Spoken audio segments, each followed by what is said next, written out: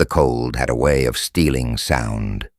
That morning it clung to the valley like a silent, invisible tide, creeping into every crack and seam, turning the breath of man and beast into fleeting ghosts. The frost lay thick on the grass, brittle and white, and the air smelled faintly of pine sap and wood smoke. Silas Ward stepped out from the bunkhouse with his coat collar turned high and his hat pulled low, boots thudding against the frozen boards of the porch. The eastern sky held the faintest smear of pale rose, but the sun had yet to rise above the ridge, and the light was weak, almost reluctant. He carried a pail in one hand, the metal biting cold against his fingers, even through the leather of his gloves. It was the sort of morning when a man kept his head down, his thoughts tucked inward to conserve heat. But before he reached the edge of the porch, his steps slowed. There was a shape in the corner, huddled where the porch rail met the wall, half buried in the shadow of the eaves. At first he thought it might be a sack of feed left behind, but the faint movement, a slow, shallow rise and fall, told him otherwise. He set the pail down with a muted clang. It was a young woman. She lay curled on her side, knees drawn up beneath an old blanket that looked barely thick enough for an autumn night, much less this biting winter dawn. The fabric was crusted with frost along the edges and where it had slipped back from her face. Her skin was the color of porcelain, left too long in the cold. Silas crouched, his joints protesting in the chill, and studied her more closely. Wisps of dark hair had fallen loose over her cheek, and her lips were parted, breath clouding faintly in the dim air. One hand was tucked beneath her chin, fingers reddened and stiff. For a long moment he said nothing. Stray cattle were one thing. Stray people, that was another matter entirely. Folks didn't end up asleep on a rancher's porch in the middle of nowhere by accident. And in his part of the territory, surprises usually meant trouble. The woman shivered. The movement was small, but it snapped him out of his stillness. "Miss." His voice was low, but carried in the cold air. No response. Only another slight tremor, like a leaf caught in a passing draft. He hesitated, then reached out, giving the blanket a light shake. "Miss." Her eyes opened a fraction, unfocused at first, then blinking against the dim light. They were the muted gray of weathered river stones, and they met his for only a heartbeat before sliding away. "You'll freeze out here," Silas said. "Come on." She stirred, trying to push herself up, but the effort seemed to cost her. He caught her elbow, feeling the bone beneath, and helped her sit. The blanket slipped, revealing a threadbare dress beneath, cotton, faded blue, with a tear along the sleeve, and a row of mismatched buttons. "You alone?" he asked. Her head dipped in what might have been a nod. He searched her face for more, but she said nothing. He could see now how raw the cold had made her lips, and the way her hands trembled told him she'd been out here most of the night. "Inside," he said simply, guiding her toward the door. She moved like someone used to following orders, her steps slow but obedient, her gaze never quite meeting his again. The warmth of the kitchen struck them the moment they stepped in, the heat from the banked stove curling around them like a living thing. She sank into the nearest chair, pulling the blanket tighter. Silas stoked the fire, added another split log, and poured water from the kettle into a tin mug. Steam spiraled upward. "Here." He set it before her. Her fingers closed around the mug, and she leaned over it, eyes half closed, as if the heat alone could seep into her bones. When she spoke at last, her voice was rough, a whisper dragged over gravel. "Thank you." Silas hung his hat on its peg, then stood across from her, arms folded. Name. A pause. Etta. Just the one name. He waited for more, but none came. All right, Etta. You want to tell me why you were sleeping on my porch in the dead of winter? Her eyes flicked up, then away again. No. He almost smiled, though there was no humor in it. Most folks out here had a streak of stubborn. Hers was just showing early. Fair enough, he said. You can warm up here, then we'll see about getting you something hot to eat. She nodded once, but kept her gaze fixed on the steam rising from her cup. The silence stretched, broken only by the pop of the stove and the faint whistle of wind at the eaves. Silas moved about the kitchen, pulling down a skillet and a sack of flour. As he worked, he kept one eye on her. She wasn't watching him. Her attention kept drifting toward the window, the one that faced the road. Every time a branch scraped against the glass, her shoulders tightened. He'd seen that kind of watchfulness before. It wasn't the habit of someone used to open country. It was the reflex of someone expecting trouble to ride up at any moment. He cracked eggs into the skillet, the scent rising rich in the warm air. Where you from? She shook her head. Any family nearby? Another shake. You headed somewhere? This time her lips pressed together, a faint crease appearing between her brows. He let it go. For now. The eggs hissed and popped in the pan. He slid them onto a plate, with a couple of biscuits left from yesterday, and set the food in front of her. Etta hesitated, as if waiting for permission, then picked up the fork. She ate slowly at first, then faster, as though remembering how hunger felt. When the plate was clean, she pushed it back a little and folded her hands in her lap. Silas leaned against the counter, studying her. The blanket still clung around her shoulders, but he could see the outline of more than one bruise beneath the collar of her dress.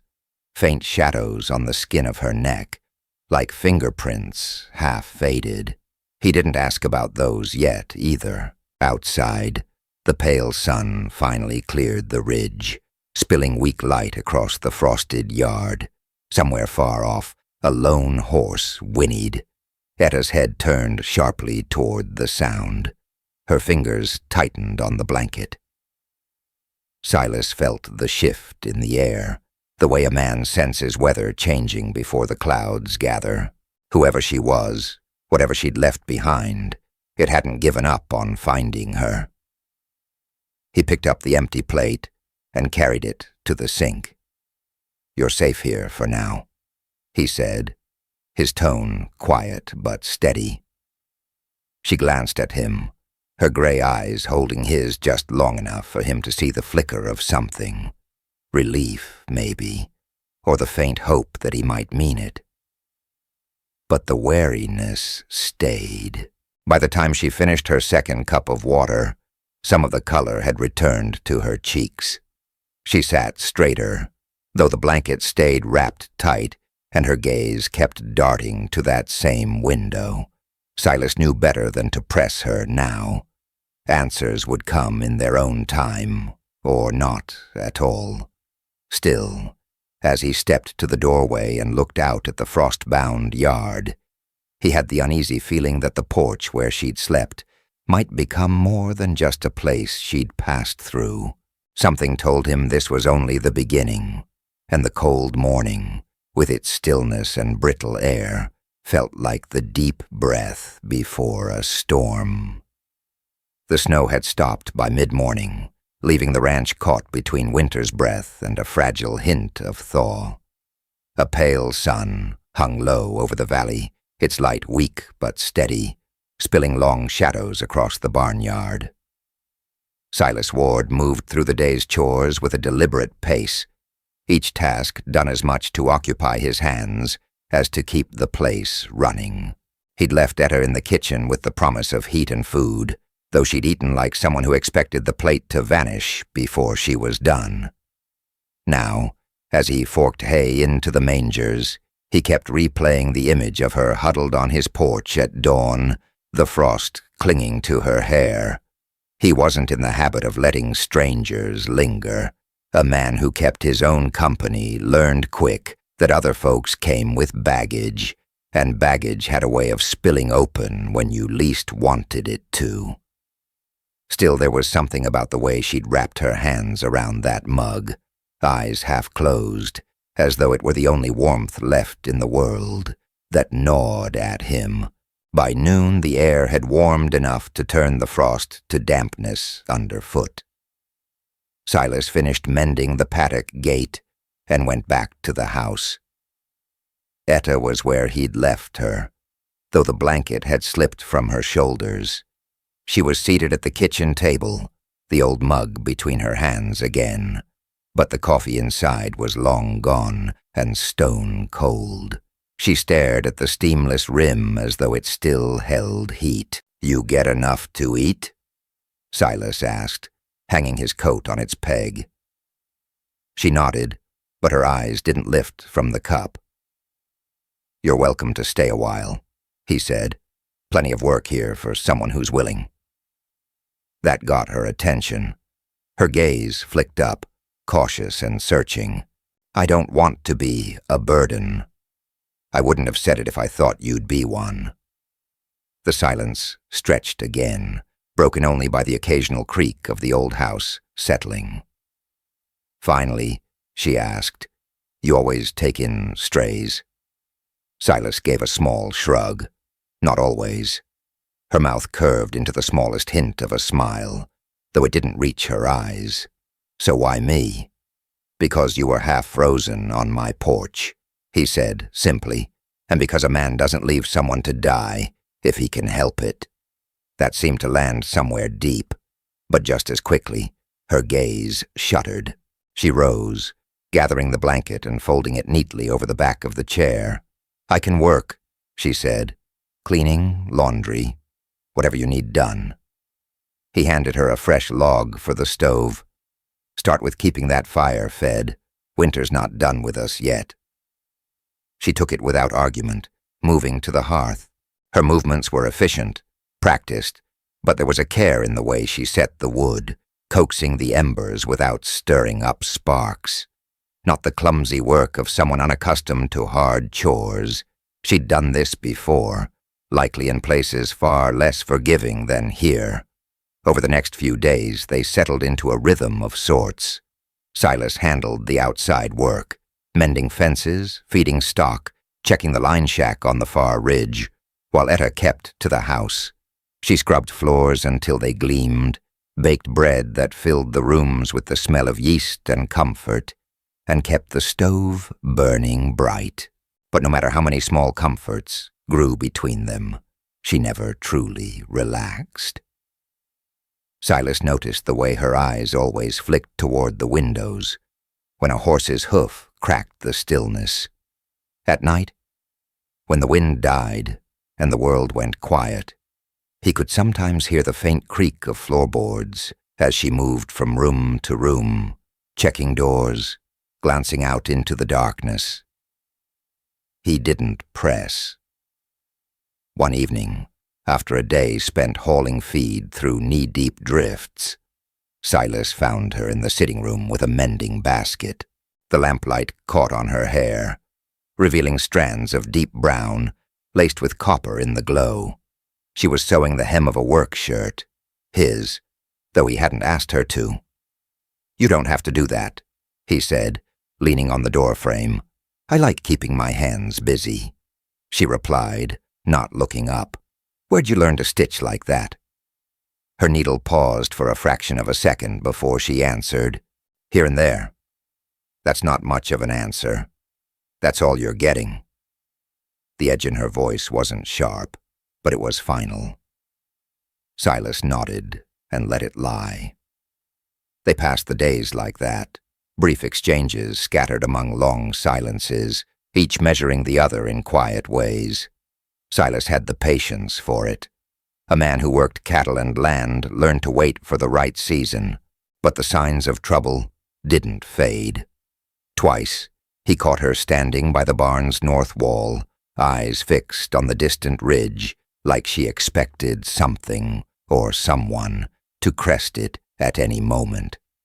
And once, when the wind carried the echo of a single set of hoofbeats from the direction of the road, she froze entirely, her face going pale before she slipped back inside without a word. By the 5th day, he'd decided the question had waited long enough. They were sitting at the kitchen table after supper, the lamplight soft against the weathered wood, the only sound the tick of the mantel clock. "Etta," he said quietly, "you've been looking over your shoulder since the morning I found you. Someone after you." Her fork stilled halfway to her mouth. She set it down carefully, like sudden movement might give her away. "It doesn't matter. It does if they come here."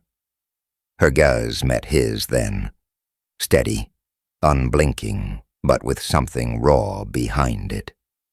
"Would it change anything if I said yes?" "Wouldn't change the fact you're under my roof," he said, "but it might change how I prepare for company." For a long moment, she said nothing. Then she reached for her plate and scraped the last bite of food into her mouth, as if ending the conversation by force. Silas didn't push further, but as he banked the stove that night, he moved his rifle from its place above the mantel to a corner near the door, just in case. The next morning came with a sky the color of tarnished silver and the brittle scent of snow on the air. Silas stepped outside, his boots crunching on the thin crust of ice that had formed overnight. From the porch, he could see Etta through the kitchen window, wiping the table with measured strokes. She was humming something low, almost too soft to hear. But the moment a sound drifted from the road, a distant creak of leather, the faint jingle of tack, her head snapped up. She moved to the window's edge, trying to see without being seen. Silas turned his gaze toward the sound, but saw nothing yet. When he came back inside, her hands were still on the cloth, but she wasn't moving. "You hear it too?" he asked. She nodded once. "Hooves? Slow ones? You expecting a visitor?" "No." Her voice was firmer this time. "Not one I'd welcome." Silas crossed the room and poured himself coffee, the bitter steam curling between them. "Then I guess we'll see who rides in, and if they're looking for trouble, they'll find it." She gave him a look he couldn't quite read, half gratitude, half warning, then went back to wiping the table, though her gaze flicked toward the window every few seconds. Whatever road she'd traveled to end up on his porch, it wasn't finished with her yet. And Silas had the uneasy sense that when it arrived, it might not matter how thick his walls were, or how steady his aim. The snow melted in ragged patches over the next week, leaving the ranch mottled with mud and ice, the ground soft enough to swallow a horse's hoof past the fetlock. Silas Ward moved about the place with his usual quiet efficiency, but the rhythm of his days was no longer untouched. Since the morning he'd found Etta on his porch, there was a shift in the air, something small but persistent, like a draft sneaking through a closed window. It showed itself in her eyes first. Whenever she thought no one was looking, Etta would glance toward the horizon, not the idle look of someone admiring the view, but the precise, scanning sweep of a person expecting movement. At the pump house, she lingered a fraction longer than necessary, her gaze fixed down the long stretch of road that wound in from the east. If the wind carried the faintest hint of leather creaking or metal jingling, she stiffened, her hand tightening on whatever she held. Silas told himself he wasn't keeping track, but he was. A man who'd spent decades watching cattle for the slightest twitch of unease could read people just as well. And Etta Whitmore, he still only had the one name, was a mare that had been ridden hard and spooked often. One afternoon, while mending tack in the barn, he caught sight of her near the paddock fence. She stood with her back to him, wrapped in her shawl, watching a distant ridge where the low winter sun struck the snow into a blinding band of light. She didn't move until the light faded and the ridge was only shadow again. "You lose something out there?" he asked, walking over. She turned quickly, too quickly, and gave a small shake of her head. "Just looking." "Lot to look at closer to home," he said, not unkindly. For a heartbeat, he thought she might say more. Instead, she offered a faint smile and went inside, leaving him with the faint scent of her shawl and the stronger scent of evasion. It wasn't just the watching. He'd begun to notice the marks she carried. A bruise high on her forearm when she rolled up her sleeves to scrub the floor. The way her lower lip had a split one morning she hadn't had the night before. She wore the injuries like old habits, hidden where she could, explained with vague shrugs when she couldn't. One evening, as they sat at the kitchen table over bowls of venison stew, a sound came from outside. A single horse's nicker, distant but close enough to cut through the wind. Etta's spoon froze mid-air. Her eyes darted to the window. "Expecting someone?" Silas asked, already knowing the answer. She swallowed hard and shook her head. He rose and stepped onto the porch, scanning the yard. The gray light was thinning into dusk, the barn throwing a long shadow over the corral. No rider in sight. But out past the south fence, the wind carried a faint drift of dust that shouldn't have been there in winter. Someone had ridden through recently, and not in a hurry. When he came back in, she was still staring at the window, her hands wrapped tight around her bowl. "Whoever's out there didn't stop," he said, "just passing through." Her shoulders lowered, but not all the way. Sometimes passing through isn't what it looks like. He let that settle between them, the way you let a fence post lean in the ground a while before deciding whether it needs fixing. 2 days later, trouble hinted again. Silas was in the yard splitting firewood when a hawk wheeled low overhead, and its cry sharp in the brittle air. Etta came out to hang laundry, her hands quick and neat on the clothespins. When the wind shifted and carried the sound of metal striking stone, like a horse's shoe-clipping rock, she flinched so hard a sheet tore loose and billowed across the yard. Silas caught it before it hit the mud. "You all right?" She nodded, though her eyes were still fixed on the distant hill. "Just thought I heard." She cut herself off. "Doesn't matter. Matters enough to make you jump." Her jaw tightened. "You can't watch the road and work the ranch at the same time, Mr. Ward. Best if you let me keep an eye out." "That what you were doing the day I found you half frozen?" The question landed heavier than he meant. She looked away, her face shuttered again. "I was tired that day. Slipped up." The words told him more than she intended. They weren't about fatigue so much as vigilance lost, and a price paid for it. That night the wind rose, rattling the loose shutters.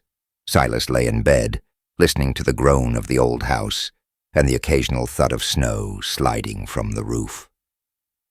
Somewhere in the small hours, a soft creak pulled his eyes open. He got up, barefoot and silent, and padded down the hall. Etta was at the front window, her silhouette dark against the pale smear of snow outside. She held one corner of the curtain between her fingers, peering through the gap. "You expecting company?" he asked quietly. She jumped, then let the curtain fall. Couldn't sleep, or wouldn't. She didn't answer, just moved past him toward her small room off the kitchen. By the end of the week, the unease was no longer just hers. Silas found himself glancing at the road more often, scanning the ridges before riding out to check fence lines. The sound of hooves in the distance set his teeth on edge in a way it hadn't in years. On the 8th morning, while bringing in kindling, he noticed tracks in the thawing snow along the fence line, not the rounded prints of a wandering cow or the delicate marks of deer. These were deep, narrow, and shod. A single rider, circling wide, keeping to the edge of the property.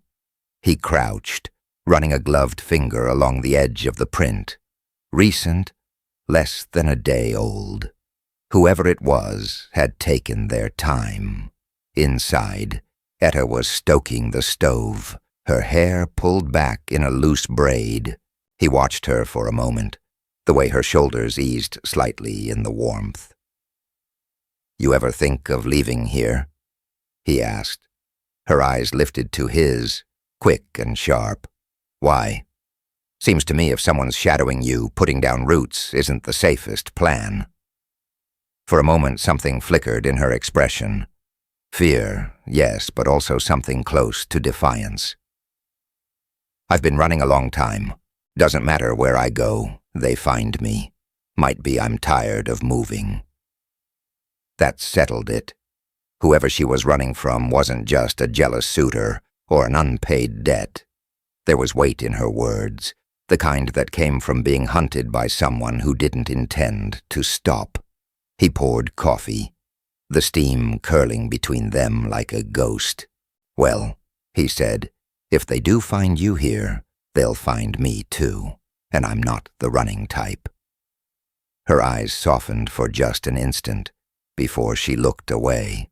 It was only later, out by the barn, that he realized he'd meant it, and as he glanced toward the ridge, the low winter sun burning gold along its edge, he thought he saw the faint silhouette of a horse against the light, just far enough away to vanish when he blinked, but close enough to set every instinct on edge.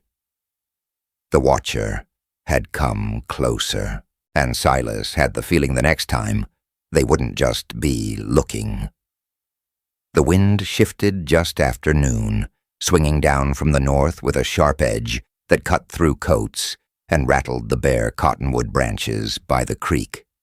Silas Ward was in the corral checking the near side gate when the sound came. A single set of hoofbeats, slow and measured, carrying far on the brittle air. He straightened, resting one gloved hand on the top rail, and listened. This wasn't the quick clatter of a passing traveler or the cautious tread of a ranch hand riding in from a line shack. It was deliberate, like each step had been considered before it was taken. Etta was in the yard, hanging laundry, the pale sheets snapping in the cold breeze. Her head lifted at the sound, and the clothespin in her hand stilled. Silas saw her eyes narrow, then sharpen into something he'd seen before.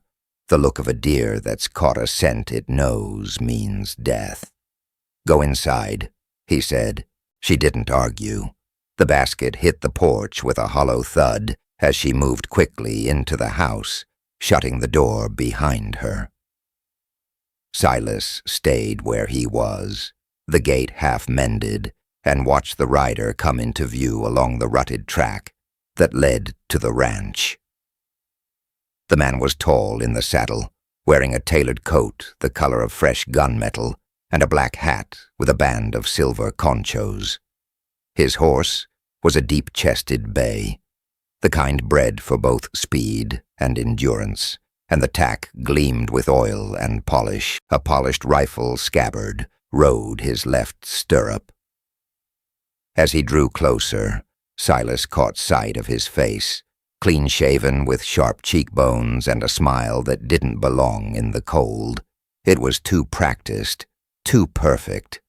The rider stopped a dozen yards from the corral. "Afternoon," he called, tipping his hat. His voice carried the easy drawl of a man used to being welcomed wherever he went.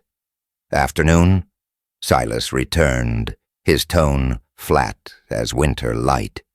"Fine spread you've got here. Quiet, private." The man's eyes drifted to the house, lingering just long enough to make the meaning plain. "Name's Latham, Caleb Latham. Silas kept one hand on the rail. Don't recall inviting you, Mr. Latham. That's so? The man's smile widened by a fraction. I'm looking for someone. Young woman, about so tall, dark hair, gray eyes. She might have come this way. Road's long, Silas said. Plenty of folks travel it. Not her. She's special. Latham eased a gloved hand along his horse's neck, a gesture too deliberate to be casual. She's family. She left in a hurry, and I'm concerned for her welfare. Silas studied him. The coat was expensive, the boots finer than anything worn by a working man, and the horse alone was worth more than half the cattle in his south pasture. This was a man who didn't just have money, he expected it to open doors. I see, Silas said, and if she doesn't want to be found. The smile thinned. Then it's my job to convince her otherwise. A gust of wind swept through the yard, snapping the sheets on the line like warning flags. Silas kept his voice even. Can't help you. Latham's eyes hardened, just a flicker, but enough for Silas to see the man beneath the polish. Mr. Ward, I'm sure you believe that, but I have a way of getting answers. The bay sidestepped under him, restless. Latham leaned forward in the saddle, lowering his voice as though sharing a confidence. You keep her here. You're stepping into something that'll go bad for you quick. The people I work for, they don't forgive obstruction. Silas's jaw flexed. Lucky for me, I'm not in the habit of taking orders from strangers on horseback. Latham's gaze lingered on him for a long beat, then slid back toward the house. He seemed to weigh something in his mind, then reached into his coat. Silas's hand went to the butt of his Colt, but the man only drew out a folded piece of paper and held it out between two fingers. If you see her, tell her this is her last chance. After that. He let the sentence trail off, letting the wind carry the implication. Silas didn't take the paper. You can leave that at the end of the road. Latham smiled again, but now there was no warmth in it. Suit yourself. He tucked the paper back into his coat, wheeled the bay in a neat turn, and started back down the track. But halfway to the fence line, he paused and looked over his shoulder. I'll be back, he said, the words calm as a promise. And next time, I won't be alone. The hoofbeats faded into the cold distance, leaving only the rattle of the wind in the bare branches. Silas stood there a long time, watching the point where the rider had vanished. When he finally went inside, Etta was standing in the corner of the kitchen, arms wrapped tight around herself. It was him, she said before he could speak. Her voice was barely above a whisper. He found me. Silas poured coffee, set the mug in front of her, and leaned on the table. You going to tell me what this is about now? Her hands tightened on the mug, the steam curling up into her face. His name's Caleb Latham. My family sold cattle to him. Big orders, regular. When my father died, Latham came calling, said we owed him more than we could pay. Papers we'd never seen before, all signed in my father's name. She swallowed hard, eyes fixed on the dark surface of the coffee. He offered to clear the debt if I married him, said it'd keep the ranch in the family. I told him no. He didn't take it well. Those bruises I've seen, Silas asked, her lips pressed into a thin line. He's the kind of man who thinks no is just the start of a negotiation. Silas felt something cold settle in his chest, and now he's chasing you. He's got money men and friends in the courthouse. There's nowhere in the territory he can't reach. Except here, Silas said, her eyes lifted to his, searching for any hint of doubt. He'll come back. I'm counting on it, Silas replied. The wind rattled the shutters again, and for a moment neither spoke. Outside, the sky was turning the flat, hard gray that meant more snow was coming. Silas moved to the rack by the door, checking the load in his rifle before setting it where it could be reached without thinking. "You've got work here as long as you want it," he said, "and if he shows up again, we'll see how far his manners carry him." For the first time since he'd found her on the porch, Etta let out a breath that wasn't edged with fear. It wasn't quite relief, but it was something close. Still, as Silas banked the fire that night, he kept the rifle within arm's reach and his boots by the bed, because men like Caleb Latham didn't bluff, and when he came back, it wouldn't be for conversation. Snow fell in restless flurries the next morning, swept sideways by a wind sharp enough to sting the eyes. Silas Ward was in the barn, checking the latch on the hayloft, when he caught movement in the corner of his eye. Etta, crossing the yard with her shawl drawn tight, her steps quick and uneven. She didn't look toward him, didn't look anywhere except the porch of the house, as if something behind her might still be following. He stepped out into the yard. Something wrong? She paused at the porch steps, half turned, and for a moment he thought she might lie, but her shoulders sagged instead. He was in town. "Latham?" She nodded, eyes dark with exhaustion. "Saw him through the mercantile window. He didn't see me, but he's asking questions. Bought himself a room over the saloon." Silas came up beside her, brushing the snow from his coat sleeve. "Then we can expect him sooner than later." Inside, the kitchen smelled faintly of coffee grounds and cold ash from the banked fire. Etta moved to the stove, lighting it with practiced hands, but he noticed how her fingers trembled. "You said before that he made an offer you wouldn't take," Silas began, leaning against the counter. "Time we were past the short version." She kept her back to him, feeding kindling to the flame. "My father's ranch was west of Abilene. Good grazing land, longhorn herds that went back to my grandfather's day. My father wasn't a man who trusted banks, so he made deals on handshakes. Most folks were honest enough. Latham wasn't." The words came slow at first, then gathered speed like a creek finding its current. "When my father died, Latham brought out papers I'd never seen, contracts with my father's signature, only it wasn't his hand. The debts he claimed would have taken the ranch and everything on it. He said he'd forgive them if I married him." She set the match down too hard, and it snapped in half. Silas's jaw tightened, and when you said no, her shoulders rose and fell. He said it wasn't a choice, said once a man decides on a horse, he doesn't ask the horse's opinion. A week later, he had the sheriff serve me with eviction papers. That night, her voice thinned. That night I woke up with him in my room. Silas felt the cold in his chest deepen, sharper than the wind outside, and the bruises. "I got away," she said quickly. "Took a horse, rode through the night, left everything else behind. I thought, if I kept moving, he'd find someone else to chase. But he's not chasing me to win. He's chasing me to prove no one can tell him no." For a moment, only the soft tick of the stovetop filled the room. Silas studied her profile in the firelight, how she kept her chin high, even as her hands trembled.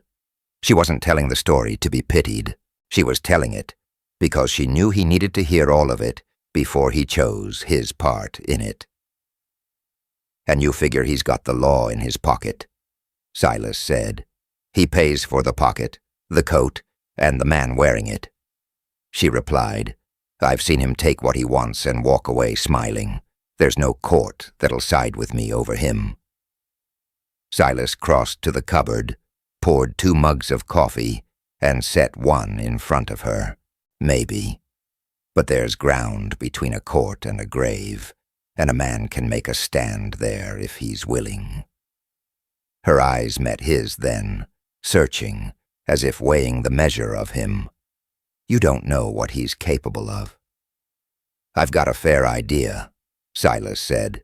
Question is, do you want to keep running until he decides to stop, or do you want to end it here? Etta's gaze dropped to the steaming mug. If you stand in his way, he'll come after you too. Then he'll find I'm not as easy to move as the lawman he keeps in his pocket. The snow hissed against the windows as they sat in silence. When she finally spoke again, her voice was quieter, but steadier. There's something else. Something I didn't tell you before. Silas waited. When I left, I took something from him. His brows lifted. A ledger. Keeps names, dates, payments, bribes. I found it in his desk the night I ran. Didn't know what it was until later, but it's the kind of book that could ruin him if it got into the right hands. Where is it? She hesitated, then slipped a hand beneath the folds of her shawl and pulled out a flat oilskin pouch. Inside, bound in worn leather, was a book no larger than a man's palm. The edges of its pages were stained dark with what might have been spilled whiskey or blood. Silas turned it over in his hands. The weight was more than leather and paper. This was the kind of thing men killed to keep. You kept it with you all this time. If I left it anywhere, he'd find it, she said. It's the only thing I have that makes me more than a runaway to him. It makes me dangerous. And if he gets it back, it makes you nothing at all. Silas finished. Her eyes held his, unwavering. That's why he won't stop. The wind rose outside, rattling the shutters, as if to underline the truth between them. Silas set the ledger down on the table, the leather cool against the wood. You've been looking over your shoulder so long, you've forgotten what it's like to look someone in the eye and see they're not going to let you fall, he said. You're under my roof now. That means his fight is my fight. She stared at him for a long moment, as though trying to decide if she believed him or if she could afford to. Then she reached out and rested her fingers lightly on the ledger. If we're going to stand, we'd better be ready. He doesn't bluff. Neither do I. That night, after Etta had gone to her room, Silas sat by the stove with the ledger open, scanning page after page of neat, damning entries. Names he recognized, sheriffs, judges, ranchers with big spreads, each paired with figures large enough to buy loyalty for a lifetime. By the time the fire had burned low, he knew two things for certain. The ledger was a weapon, and Caleb Latham would burn the world to get it back. He closed it, set it back in its pouch, and placed it within reach on the mantel. The snow had stopped, but the wind still prowled outside, carrying with it the promise of hoofbeats, and Silas understood now that the next time those hoofbeats came, they would not pass by. The morning broke under a sky the color of pewter, the air still enough to make the frost-laced grass seem brittle as glass. Silas Ward had been up before first light, checking the rifle by the door and laying a second one on the table beside the ledger. The fire was already hot in the stove, but its warmth couldn't reach the part of him that felt the weight of the day pressing in. Etta moved about the kitchen quietly, her shawl drawn over her shoulders, her hair braided tight. She hadn't asked if Latham was coming. She didn't need to. They both knew the way storms announce themselves before they break. By mid-morning the sound came. Hoofbeats, more than one set this time, rising from the south like a slow drum roll. Silas stepped to the porch, squinting into the gray light. 5 riders. Latham at the front on his bay, a black duster flaring behind him, the silver on his hatband catching what little sun there was. The men flanking him rode heavy in the saddle, the kind of posture that spoke of long hours with a gun on the hip and a willingness to use it. They didn't stop at the gate this time. The horses came on, crunching over the frozen ground until they fanned out before the porch in a half-circle. "Morning, Ward," Latham called, voice warm as oil over water. "Thought I'd pay that visit I promised." "Looks like you brought company," Silas said, resting one hand on the porch post. Latham's smile widened. "Thought we might clear up a misunderstanding.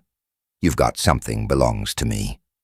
A woman, for one, and a little book she borrowed." Silas let the silence stretch a beat before answering. "The woman's not property. The book doesn't have your name on it." Latham chuckled, but there was no humor in it. "Mr. Ward, you've got a fine spread here. Shame if you found yourself on the wrong side of the law. Men can lose land for less than what you're doing now." From the corner of his eye, Silas saw the curtain shift at the kitchen window, Etta watching. He kept his voice level. "I'm not much for threats, Latham. If you want something, you'd best come take it. But you'd better be certain you can walk away afterward." That wiped the smile from Latham's face. He shifted in the saddle, eyes narrowing. "You think you can stand against me and mine?" "I don't stand alone." The door creaked behind him, and Etta stepped out, the ledger in her hands. She didn't hide it, held it high enough for Latham to see the leather cover. "Looking for this?" she asked, her voice steady despite the tightness in her jaw. The sight of it made his expression darken. "You've made a mistake, girl." "No," she said. "I made the mistake of thinking you'd let me walk away. This is the insurance you left me." One of the men to Latham's left shifted his reins, eyes flicking toward the house. "Boss, shut it," Latham snapped, though his gaze never left Etta. "Bring it here, and maybe we can be civil about this." She shook her head. "You've never been civil a day in your life." The air tightened, every man and horse still as carved figures. Silas could hear the wind hissing through the dry grass at the fence line, the faint creak of saddle leather. "Ward," Latham said, "this is your last chance. Step aside." Silas stepped forward instead, down one porch stair, his boots thudding against the boards. "If you think you can ride in here and take what's not yours, you've mistaken me for a man who scares easy." Latham's jaw worked, and then his hand dropped toward the revolver at his hip. It was the smallest of movements, but it broke the stillness like a struck match. Silas brought the rifle to his shoulder in one smooth motion. The click of the hammer cocking was loud in the cold air. "You pull that iron," Silas said, "and you'd better pray your men can dig you a grave before the ground freezes." A muscle jumped in Latham's cheek. His eyes darted toward the ledger, toward Etta, then back to Silas. "You think you're the first man to point a gun at me?" "No," Silas said, "but I'll be the last." For a moment no one moved. Then one of the hired guns eased his mount a step back, boots shifting nervously in the stirrups. The others followed, the balance tipping with each slow retreat. Latham saw it, saw his own men calculating the risk, and it put a shadow in his eyes. "You think this ends here?" he asked, his voice low. "You think you've bought her freedom?" "I think you've already lost more than you can afford," Silas said. Latham's gaze swept the yard one last time, his mouth curling into something between a sneer and a smile. "You just made yourself an enemy you can't shake." He wheeled the bay sharply, the others falling in behind him. The sound of their departure was a slow fade into the gray horizon, leaving the yard as still as before. But the stillness felt different now, heavier. Silas lowered the rifle, but didn't take his eyes off the road until the last speck of them disappeared. Only then did he turn toward Etta. "You all right?" he asked. She nodded, though the color had drained from her face. "He's not done." "I know." They went back inside, the door closing with a solid thud. The ledger lay between them on the table, its presence louder than words. Outside, the wind had shifted again, carrying with it the sharp scent of snow. Silas poured 2 mugs of coffee, set one in front of her, and said, "If he comes back, it won't be for talking. We'll be ready." She wrapped her hands around the mug, her eyes fixed on his. "You've already done more than anyone else ever has." "Sometimes," he said, "a man's got to draw a line and hold it." Neither spoke after that, but the silence between them was no longer empty. It was full, solid, the kind that comes when 2 people understand exactly what's at stake. And Silas knew the next time hooves sounded in the yard, they'd bring the storm with them. The snow came hard that night, carried on a wind that rattled the windows and sent the barn doors groaning on their hinges. Silas Ward sat at the kitchen table with a lamp burning low, the ledger open in front of him. Each name and figure in its pages was a nail in Caleb Latham's coffin, but also a map of the trouble that would come before the box was shut. Etta was by the stove, mending one of his shirts. The lamplight traced the curve of her bent head, the steady rhythm of her needle. Now and then she'd glance toward the window, though the storm made seeing anything beyond her own reflection impossible. "You should rest," Silas said, not looking up from the ledger. She smiled faintly without lifting her gaze from her work. "So should you." The wind moaned through the eaves, but inside the air was warm, thick with the scent of burning pine. They had not spoken much since Latham's retreat that afternoon. Words had seemed unnecessary, each of them occupied with thoughts of what would come next. Finally, Etta set her sewing aside. "You know he'll be back." Silas closed the ledger. "I'm counting on it. But he won't come alone, and he won't come without a plan. Men like him, they'd rather crush you in one blow than wear themselves out chasing you." She leaned back, her hands folded in her lap. "That book, if you gave it to the right people, it could end him without another shot fired." "Maybe," Silas said, "but the right people are few, and most are already in his pocket. Sending it off without proof he can't bury would just make him more dangerous, and it'd put you out there again with nothing to shield you." Her gaze softened. "You've done more than you should already. You don't owe me." "That's where you're wrong," he said, his voice quiet but firm. "You're under my roof. That means your fight's mine, whether I asked for it or not." She held his eyes a long moment, then looked away, blinking against something she didn't want him to see. The night wore on. Silas checked the latches on the doors and made a round to the barn, the snow soaking into his coat as he crossed the yard. The horses stamped restlessly, picking up on the unease that hung over the place. When he came back in, Etta was still awake, the mended shirt folded neatly on the table. He poured 2 cups of coffee, slid one toward her. "You've been running for a while," he said. "Ever thought about stopping? Not just for a night or a season, but for good."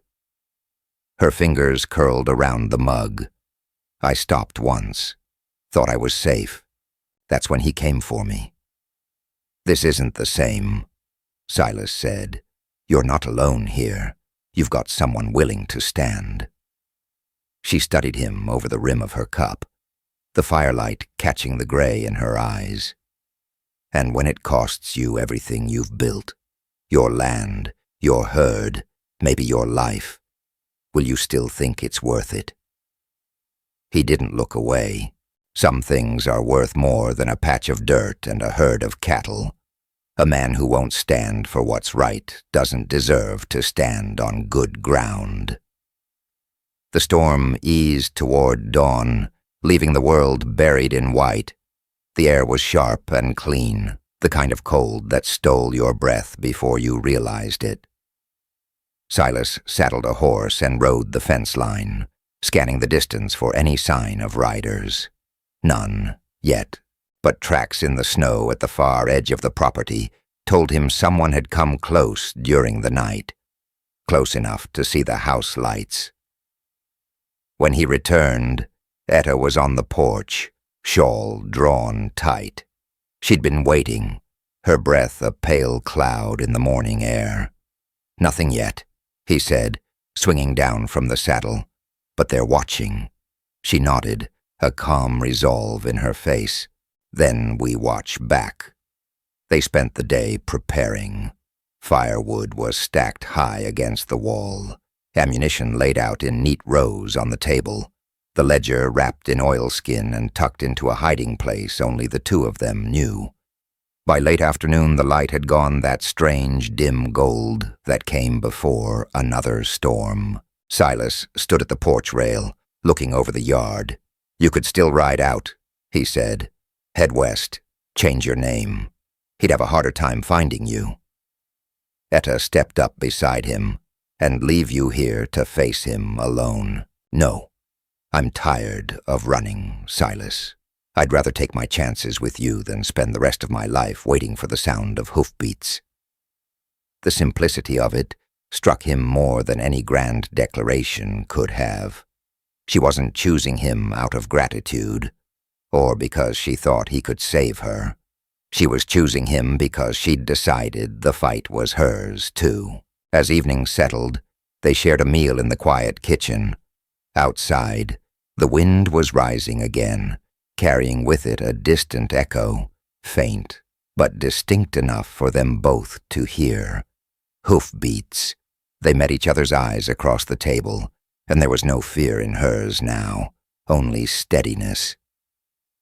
"Looks like the choice has been made," Silas said. "It was made the day I stayed," she replied. He stood, checking the rifle by the door, and handed her the revolver she'd been practicing with in the barn. Her grip was sure, her thumb brushing the hammer like an old friend. The sound outside grew louder, closer, until it pressed against the walls like a living thing. Silas stepped onto the porch, Etta at his side, the cold wrapping them both. In the distance, the shapes of riders began to emerge from the gloom. "Ready?" he asked. She nodded once. "For whatever comes."